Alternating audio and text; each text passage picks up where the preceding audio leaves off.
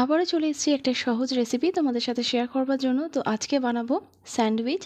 খুব ইজি একটা স্যান্ডউইচ বলা যেতে পারে, আর হেলদি তো অবশ্যই, কারণ অনেক সবজি আমি এর মধ্যে অ্যাড করব। তো এটা কিন্তু সকালবেলা ব্রেকফাস্টের জন্যও খেতে পারো, কিংবা সন্ধেবেলা মানে খিদে পেলেও কিন্তু খাওয়া যেতে পারে, কিংবা বাচ্চাদের টিফিন বক্সেও এটা কিন্তু একটা পারফেক্ট রেসিপি। তো প্রথমেই দেখো, আমি ছোট ছোট করে কেটে নিয়েছিলাম ক্যাপসিকাম, গাজর আর সাথে টমেটোটা অবশ্যই ভেতরের বীজটা ফেলে দিয়ে কেটেছি। আর এর সাথেও কিন্তু অন্য অন্য সবজিও তোমরা দিতে পারো, যেটা বাচ্চারা খেতে পছন্দ করে। তো তার সাথে দেখো এখানে পনির দিয়েছি, এটা হচ্ছে হোমমেড পনির।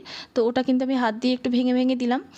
সাথে এর মধ্যে গোলমরিচ গুঁড়ো দিয়েছি, সামান্য একটু নুন দিয়েছি, আর দিয়েছি চাট মশলা। ব্যাস সব কিছু দেওয়ার পরে এর মধ্যে একটু মেয়োনিজ আর টমেটো কেচাপ দিয়েছি। ব্যাস এটাকে কিন্তু জাস্ট মিশিয়ে নেব। আর বিশেষ কিছু করার নেই, আর বিশেষ কিছু অ্যাডও করব না। তারপরে দেখো এখানে ব্রেডটা নিয়েছি। তো এখানে 3 জনের জন্য আমি বানাচ্ছি। তো 6টা ব্রেড নিয়েছি। তো এরপরে এর মধ্যে আমি একটু দিয়ে দেবো পেরি পেরি কেচাপ। এটা একটু ঝাল হয়, তো আমি একটাকে বাদ দিয়ে দিচ্ছি। আর আর দুটোতে দিয়ে লাগিয়ে দিচ্ছি একটু। তো এটা না থাকলেও কোনো ব্যাপার না। তো এটা দেখো ভালো করে মিশিয়ে নেওয়ার পরে ওই যে মিশ্রণটা বানিয়েছিলাম, তো ওটাকে আমি দেখো প্রত্যেকটা ব্রেডের মধ্যে এখানে দিয়ে দিলাম। ভালো করে এটাকে একটু ছড়িয়ে দেবো।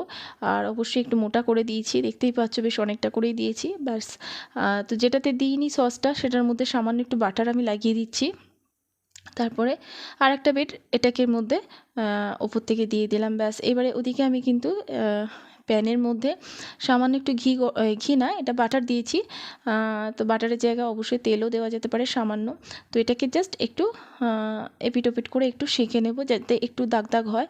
তো এখানে লো টু মিডিয়াম ফ্লেমে গ্যাসটা আছে, তো বেশিক্ষণ লাগে না। তো হয়ে গেছে।